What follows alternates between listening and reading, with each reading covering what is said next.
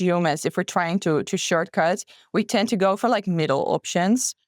So very often, if you have a portfolio and you're presenting, if you would only have 2 products, people tend to go for the cheaper option. So if you have like 3 or 4 products, people tend to go for it more towards the middle.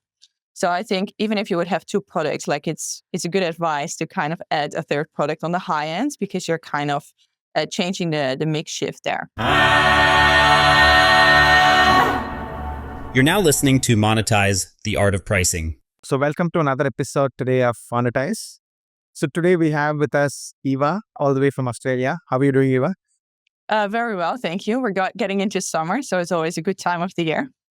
Just the opposite here in the Bay Area. So I envy you a little bit at this time of the year, but good to have you here, right? So Eva is an elusive pricing expert, not a role that you find it too often in companies. With her experience working with Simon Kutcher and now with few companies, specifically Xero right now, she's done a lot of work around pricing specifically, and that's kind of what we're going to delve into today. So welcome on the show, and maybe just starting you off with the first question: how do you become a pricing expert? Right, like what's is that even is that even a role? And of course, how do you get there? And where is typically a starting point to do that?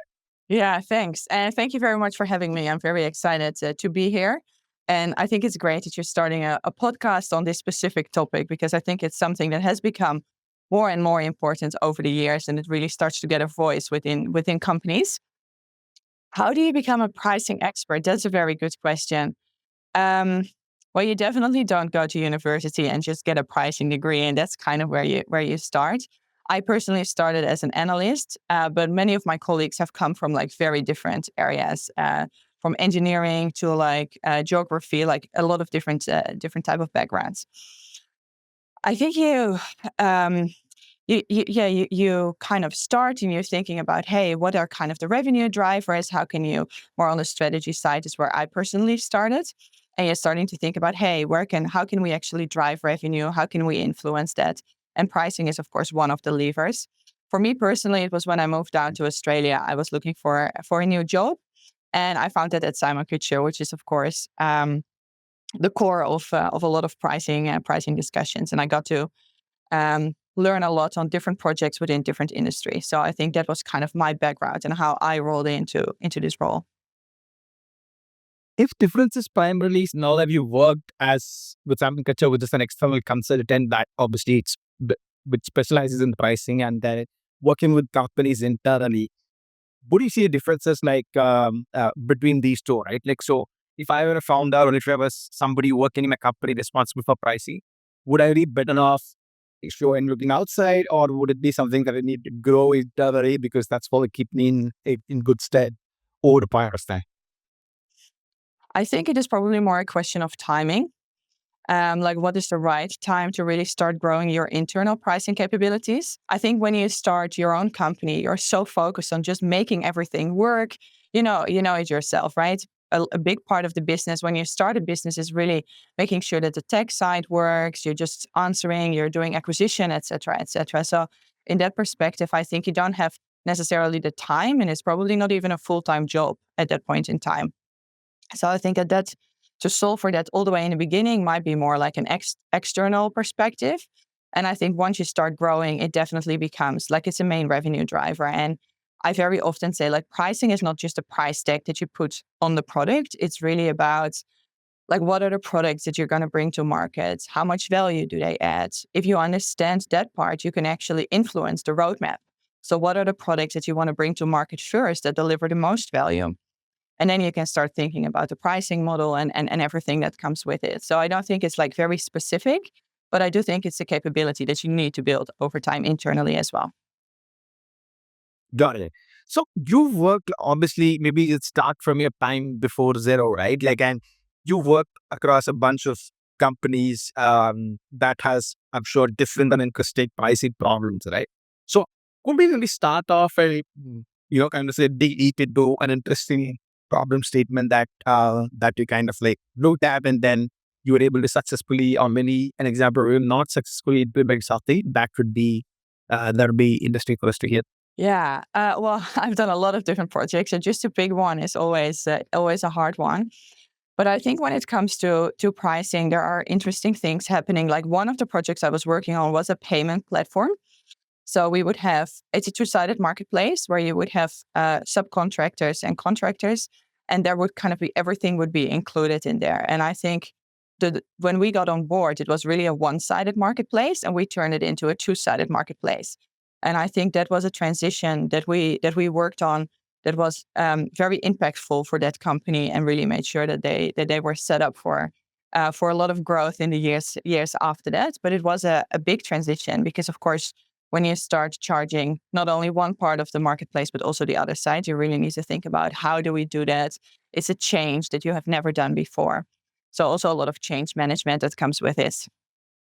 Right. So that's even a good example, right? So maybe we can just double click on that UK bit. So you said this was a payment company, like if you could, I mean, you don't need any names, of course, but what size should this be? And when they came to you, like what was the proper statement that they came to you with, right? And how did that, then you can take us to the journey of what they came to you with, and then what all did you do with that, and then eventually the direct to them becoming a double say the marketplace or a successful outcome for them, right? How would you maybe if you go deeper into the process?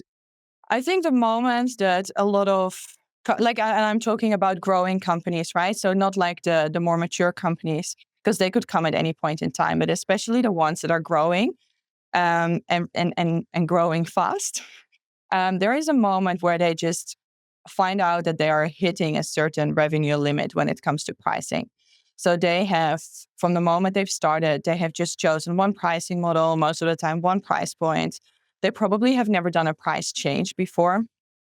They're very much focused, if we do this, we might lose customers, and all that is kind of the situation that a company would be in normally. And what we then do is we, first of all, Is try there to a give them. benchmark number? Do you see that happening typically at like, I'm just thumb rule at 10 million, 12 million, 100 million? When do you typically see that happening? Like what's a good? I think, yeah, it really depends upon the industry, because some of them, like if you would go globally, you won't reach that limit until much later. But if it's Right. much more specific, it will be at a different revenue goal or different revenue limit. And what we then do is, because of course at Simon Kucher we have like a lot of experience. So first of all, we can give a little bit more comfort, because as we spoke about before, like there is not a pricing expert in their team yet. So everything they think, everyone's going to run away if we increase prices or if we change anything when it comes to pricing. So a lot of the things that we start with is, of course, giving comfort to the management team, but then also talk to customers. And I think what we very often find at that point in time is that a lot of the customers are super happy. Like they have been with the company for a couple of years. They decided to stay there because the company is most of the time solving like a great problem for them. And very often they actually say they should charge more, because they know that a lot of companies increase their prices. They have never done it before. It's a big challenge that they're solving for them. So they're like, I actually don't mind, and I would be open to a lot of different things. So you kind of start to have the discussion. If there are competitors in the market, they might do other things as well. So it might be that there is an incumbent or a more corporate company in the market, and then you're actually entering that market, and most of the time you undercut on price at that point in time. So there is most of the time a lot of opportunity there to turn that revenue lever.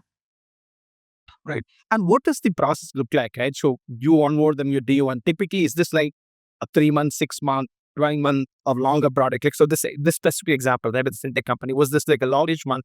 And what are the steps that are involved, right? It is, so as you go beyond that, how is the day-to-day life of a person involved in pricing look like, right? What are the tools that you go to? What is it that you in the morning and look at, and how do you kind of like, just do that? Yeah, there is a lot of research and like talking to customers. I think that it happens at the start, halfway, and at the end. I think that's kind of a continuous process. I think that's super important. And then there is a lot of a technical side to it. So really modeling, like what could it be? What would it look like? It's an outward perspective, not only the customer, but also the competition. And I think as a pricing person, you're trying to bring all of those views together. So you're thinking, hey, what are competition doing? Where is the room that we can actually move towards? What are our customers expecting or accepting in some cases? And then you try to bring that internally as well. And very often, especially at this point in time for those companies, it is a change. So it does require a change internally as well. So it's a lot of stakeholder management. I think on the internal side, like you have sales who are very traditionally more focused on kind of the short term. You have strategy who is more longer term focused. You have products that is, of course, managing the roadmap and when new products and features are being delivered. Finance who is looking at like the investor side and making sure that we come through on our promises from a financial perspective. And I think it's really the job of a pricing person to almost bring everyone together to think about, hey, there are different scenarios and different directions that we could go into. What are the upsides and what are the downsides in each scenario? So you really want to make sure that you understand the full impact of every choice that you make, because it's also not something that you can most of the time easily dial back on. And I think that's really like, I would say pricing is really a team effort. Like you're kind of in the middle of a lot of different teams and you're weighing off the different balances, the different pros and cons. And it's not that we necessarily always make the decision, but I think we kind of like we have an expert opinion and we facilitate that. And we need to weigh off the different impacts, short and long term. Right. You said it's reverse. Many times it seems irreversible, right? Like, or does that stuff make it feel like it's bigger and more one-off than it should be? Like, oh wait, if you do something to pricing, this is got to be massive. We can't do this again, right? As against the thinking that pricing is something that you keep checking in every 3 months, 6 months, or like 12 months. I know regularly to keep learning and updating. Right? So how should a company look at pricing? Right? Is it like always something big and bold? Yeah, I mean, you don't have those things coming up when some Salesforce company says they're going to change pricing. Those I understand, right? Those are like one-off big things. But there's a lot more within pricing, right? How do you change packaging? How do you handle it, change numbers to everything? That I'm assuming is happens a lot more also. And it's not as irreversible. Yeah, exactly. So that's definitely not a one-off. And we are at Xero, for example, we are continuously testing different things, different pricing, different packaging. We're thinking about should it be bundled or should it be an add-on, like all those different kind of decisions.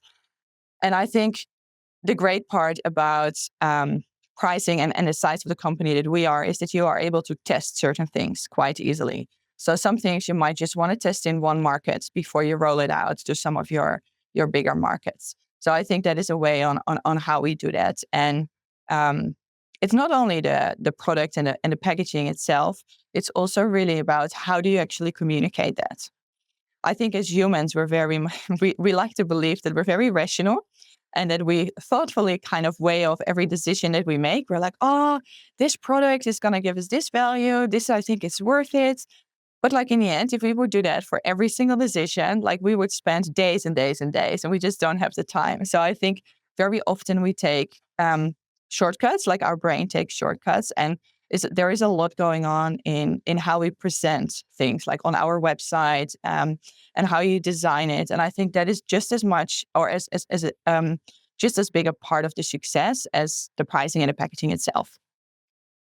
That's super interesting, man. I mean, we always look at pricing as a data problem, which it is like 80% of them, but there is probably 20%, like you said, a psychological aspect to it, right? So I found it very interesting. So can you just give us a couple of examples of what you mean by that, right? Like when you say like, hey, it's just a presentation, like what are the examples that you did something like that, which is not just the data, it really worked or it did work, that would be great behavior?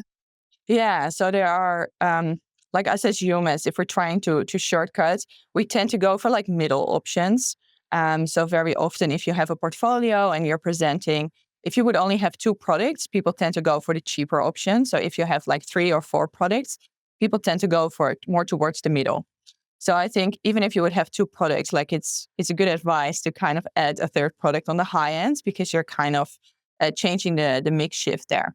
So I think that's just one example on how you can play with that and how you can influence that. So this all of these product features that kind of like talking to pricing, right? So what comes first? Like, do you think a lot of pricing people may see come from product and vice versa, right? Do you think pricing people need to have an understanding of this aspect of things as well? Maybe the product aspect is adjust to how people think, and do you see that often, or is it boring? Just numbers and competitive, comparisons that lead to pricing? It's a very interesting question. And I think it depends probably on the maturity of the company, and especially when it comes to pricing. I think very traditionally, or if you don't have like a pricing team yet, very often what happens is that we look at competition or we look at our costs. And I know in traditional SaaS, costs are not such a big problem, but when we talk about AI and some of the developments happening there will, of course, be more variable costs included as well. But like cost and competition is, I think, something that you want to keep an eye on. But it should, like, you want to make sure that we're not a charity, right? So you want to make sure that you actually make money and that you're competitive. But it shouldn't be the main decision driver as for how you set your price. And this is, I think, where it comes to, you really want to understand the customer value proposition. Like, what is the problem that you're solving for this customer? And when does the customer get the value out of it? So is that for every time they use it, or is it more something that happens over just having access to it on a monthly basis? And I think that is something that you really need to understand well before you're thinking about a price tag at the end, when you go to market. And I think what you ideally you want to do this all the time. So at the first part, when you the first stage where you have an idea on the product that you want to design. Like if you do it at that stage, it's actually super helpful and it might actually influence your roadmap as well. So we often do a research where we're really trying to figure out what are kind of the nice to haves and the must haves. You can think about this as a fast food example. I think it's just very easy and tangible to understand. But the reason why you would go to McDonald's or to Burger King is to buy that burger. That's kind of what you're longing for. So that's the must have. And then you have more the fries and the Cokes. It's a nice to have. And if it's bundled in, you're actually like, hey, this is okay. I want to buy the bundle. And then there are some things that are more like the ice creams and the coffees. Like some people do want to have it, but not that many people. But the ones that want to have it actually want to pay for it. So that's really like more like an add-on. And you can simply test that. If you think about a 2x2 matrix where you have like the importance on the vertical axis and on the horizontal axis, you have the value and the willingness to pay. You can see in kind of the top right corner is where your burgers are. That is kind of the high adoption, high willingness to pay. Top left is high adoption, lower willingness to pay. That is kind of your fries and your Coke. And then you have the ice cream and the coffees more on the bottom right. So that's, I think, very important. Like when you're designing it, that you're trying to figure out, hey, what are really our must-haves? That's kind of how we test it. And if you do that all the way from the start of your product development as well, and you really embed that process in your development, then you can steer and make sure that what you're bringing to market is actually going to be very valuable and solving that problem for your customer. Right. So this aspect of B2C, right, sometimes Thomas is very interesting to understand and how people, because many of these is very communization, right? People just have emotional sentiments guiding there, right? In B2B, I would say it's a little more rational, right? So could we talk of like maybe instances where there'll be change in value metrics itself? If, for example, if you, like for example, a B2C use case, how do you want to buy a burger? But burger decide, yeah, I'm going to charge you every time you come to my restaurant, but eat in 500 burgers, right? A buffet, for example, right? So that's a whole change in pricing model itself, though the value metric remains the same. So maybe your experience, have there been cases where a customer comes to you, they're charging for A, and then we go understand that what the customer actually likes is B. So we change the way that you price at all, or we change the pricing model so drastically. Other examples of them, how do you find those things? Yes, they definitely are there. They're not as many, and I think that's more because people find it a bit scary to kind of change the pricing model altogether. So, but they Do definitely you are think there there. should be more, or do you think it's I don't know. It's a funny balance, I think, that you're trying to strike, right? Because yes, there are certain kind of ways that you want to do it ideally, but there's also kind of conditioning of the market. So if you have already reached a certain point, or maybe one of your competitors have, they might have set kind of the standard for the market. So then I think it kind of changes. Um, that was to answer that question. If I think there could be, I think there could definitely be more, but it is a change process that you need to take into account as well. in Zoom tomorrow? This conference says they go to charge based on how many minutes and how many participants are taken. there's going to be a little bit of an uproar, right? So, Yeah, absolutely. Well, I think you can see it a lot with like AI happening at the moment, right? And I know it's a topic that like everyone is talking about it. So you always feel a little bit. But what happened? Yeah, what is happening there is that of course a lot more people are going to go to more usage-based model because first of all, you kind of realize that that the value is more in the interaction. So for every interaction or every request, and I'm calling it a successful request because it's not like every ping that you do, of course, but it needs to be successful and really solve the problem for the customer. That there is and there's a cost aspect to it as well. And like we don't know what the cost aspect is going to do over time. That might influence certain decisions, but I think that's one of the most recent examples where we can see that there is a change in pricing models. usage-based pricing, I mean, it's been something that's obviously talked about a lot, right? Even when AI has obviously got accents weight and that, but even before AI, it's not new, right? I mean, it's been there at different aspects of life for the longest time. But what do you think was the inflection point that suddenly B2B and software started talking of thinking about usage-based pricing in a more demo way, right? Like when I say usage, I don't really mean usage. Actually, usage is like a moniker, right? But just more complex, sophisticated, and it could be hybrid pricing, just different to subscription pricing, right? What do you see as the largest friction points in the recent past that has led us to this path? Yeah, that's a good question. I think that one of the inflection points came like for a couple of years ago, like SaaS was a really big thing, right? And everybody tried to make a subscription out of everything. And I think at one point you kind of realize that that's saturated and you can't just increase your revenue by just making that bundle or whatever you're selling, making that more and more and more expensive because there will be a limit to it. And I think that's probably the moment where we're at, or maybe that we maybe arrived at like a couple of months or years ago. That's why more and more companies start to look for different ways. And I think what I personally really like about usage-based pricing is that it will allow you to drive adoption even more or even faster because there is no kind of hurdle to get on board, right? You only pay for what you use. So you can kind of just test it. And if it's working, then it's great. And you might actually get a great revenue from a customer that sees all that value. But even for the ones that are just using it every now and then, like there is not a big subscription or a big hurdle that they need to kind of get on board before they can start using it. So I think that is one of the big advantages of a more usage-based pricing model. Right. So Xero has been a proponent of that, right? I don't think you guys had subscription earlier, or I'm not sure if you did, but so what has been thinking behind that, right? Just for the audience, Xero is does much for accounting related products. That's the space that they're in, right? Like, so how do you price in Xero, and what was the logic or thinking behind hiring at the way you price Xero? Very good question. And it just reminds you, I've only been here for like six or a little over 6 months. So I haven't been there from the start. Um, but I think especially when you talk about small businesses, I think it's very nice that we think about the different parts of our product offer and we're trying to optimize for every single part individually. So you might think, hey, for invoices, it's this. For payments, it's this. For doing your taxes, it's this. And if you create all different type of revenue models or pricing models, it will also be quite complex for the customer. And especially a lot of small businesses, like we would love small businesses to just focus all their energy on growing their business and running it. I mean, it's a big job if you are a business owner. So we would actually like to make it easier. So in the past, that has been, of course, a decision about why, hey, we just want to bundle it. We want to make it predictable. You just get like the core parts of what you need if you are a business owner. We bundle that in for you and it's predictable. You know at the end of the month what we're going to be charging you.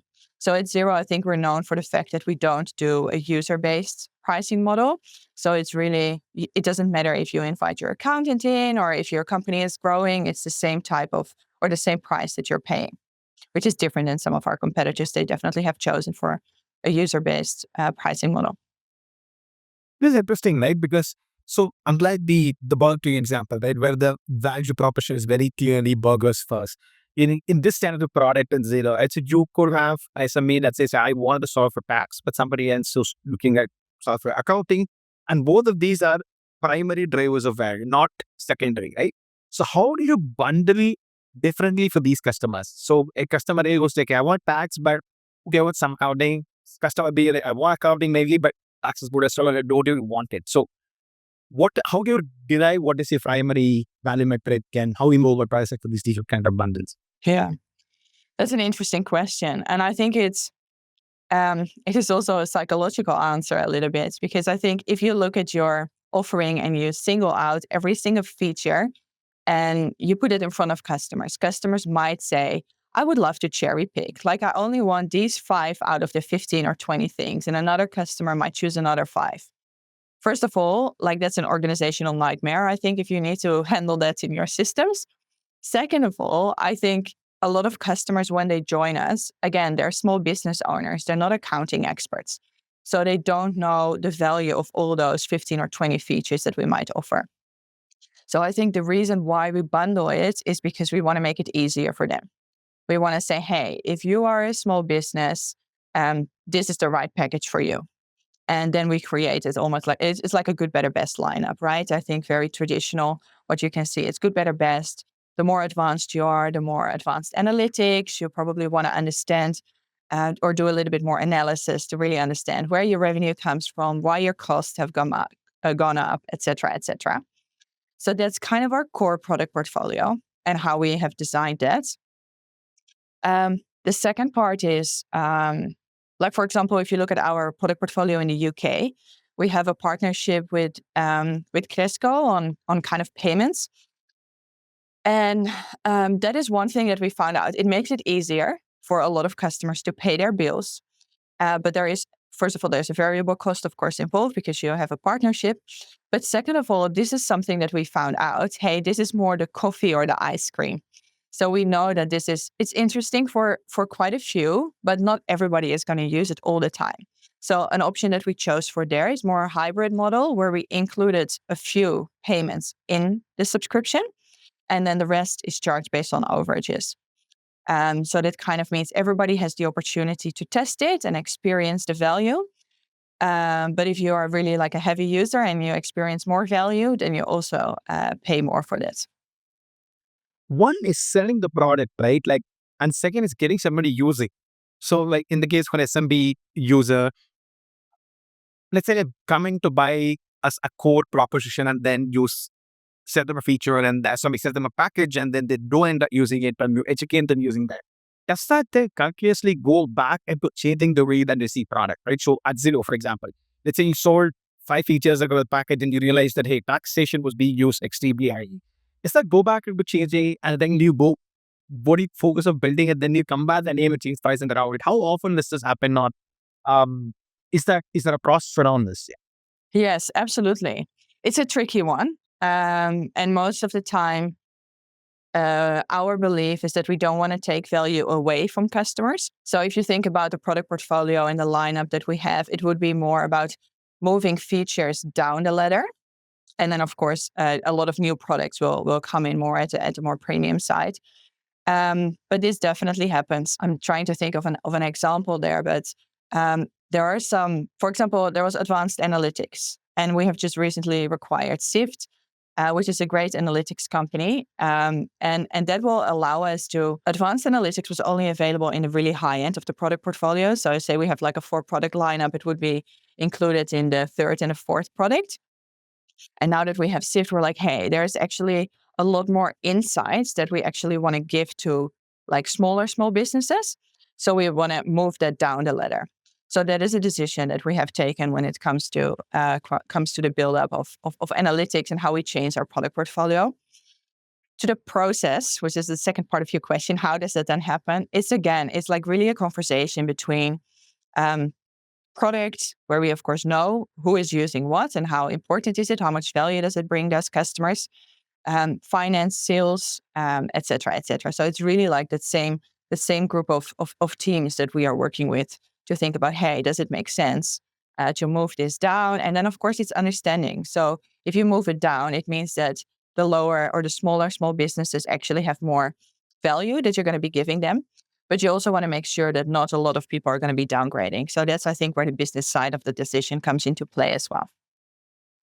What do you think of downgrades? This is big me. I know a big proponent essentially of the fact that if customers are not using you, you're better off downgrading them and then send off so that you retain faith and come back when they're built at both. Do you think a lot of companies, I don't see many companies do that as very still kind of downgrade. Do you think there's value in that? Like a good example I could think of is like Netflix actually sent him and just say, hey, if you haven't used this for a couple of months, we can just like cancel you and you can come back to us whenever. It generates a lot of goodwill. I know if same applies as B2B, but you see, I always see things talk about pricing upwards, but have you seen things of pricing downwards and getting customers to use you less so that it's more focused on what they want and keeping the habit? Yeah, it's an interesting discussion. Like we definitely have had cases where we have moved people down the ladder.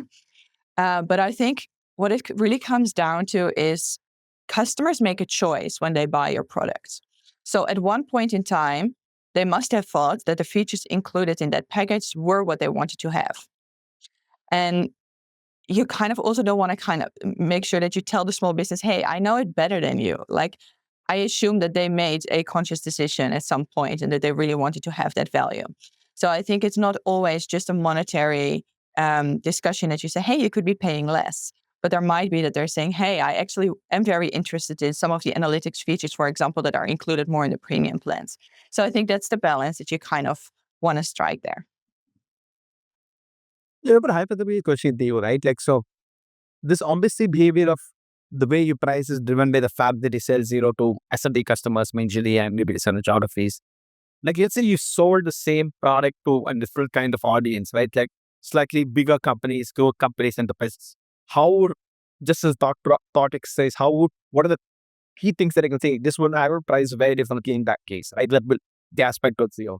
Just to kind of throw a light on how ICP and psychology actually affects pricing, right? Yet because it's SMB, we do this way. But if it was this, would it do another way? Because we sell in the US or UK, we sell this way. But if we sold to companies with low GP and like low, would wish tend to price it differently? Yeah. So we definitely do that. I think for us, there are kind of two parts to that.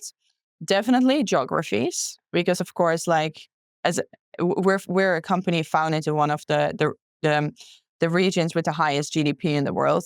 So of course, when you go into and you're going to expand into Asia, think about Indonesia, Philippines. There, of course, the willingness to pay is very different. Like you can't compare it to Australia or the US. So that's definitely an aspect. And if you want to be sure and you really want to put pressure on like growing in those regions and you want to make sure you're serious, you need to adjust some of your pricing there. So I think that's one example. I think the second example, especially in our industry, is that there are a lot of like regulatory changes. So there are a lot of mandates by, for example, the local tax authorities, like they want to make things more and more digital. And that happens more on the lower ends of our customer base, so the lower segments. For example, there's Making Tech Digital in the UK, where they're introducing and mandating that sole traders and property owners will have to do everything digital as well. That means they have to have a digital solution, but they don't need to necessarily have a full accounting solution. So we're really talking to these customers, looking at the mandate and trying to figure out how we can almost create that perfect package for them, for that specific segment, at a price point that works for them. And of course, it's really on the smaller side. So this would be a situation where you would actually find a lower price point. Sure.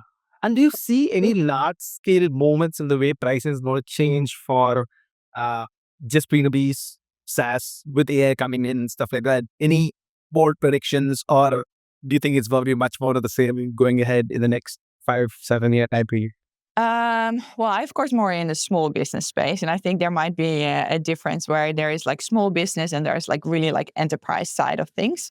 And in our industry, that would be kind of the NetSuites and stuff. And they, of course, have already a much more usage-based pricing model at the moment. So we are not going in that direction in the next year or so. But you can see QBO, for example, they launched a product much more focused on that segment of the So there's market. QBN. Yeah, sorry, QuickBooks. QuickBooks. Okay, of course. Yes. Into it, That's into QuickBooks. Yeah. Okay. Yeah, sorry, that wasn't. Yeah. We I mean, always abbreviate it. just But everybody gets it. yeah, so I think definitely on the enterprise side, yes. Because also like enterprise companies are of very different size. I think when you talk about small businesses, you can see they're between like 2 and 10 or 20 employees. But if you're talking about more enterprises, it can of course go from like 500 to like 10,000 employees, which is a very different dynamic and value that they get from your product as well. Awesome.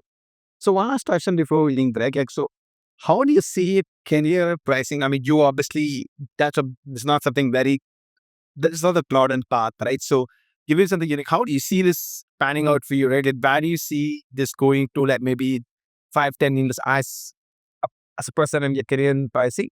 And secondly, do you also see how companies looking at it? Do you think there would be like larger roles within companies for, and what would that typically, kind of entail going forward? Yeah, I definitely like, even if you look at the last 5 to 7 years, I can see that pricing has become a bigger role in companies. I think people start to realize that it is a skill that you have and the way that you think about it.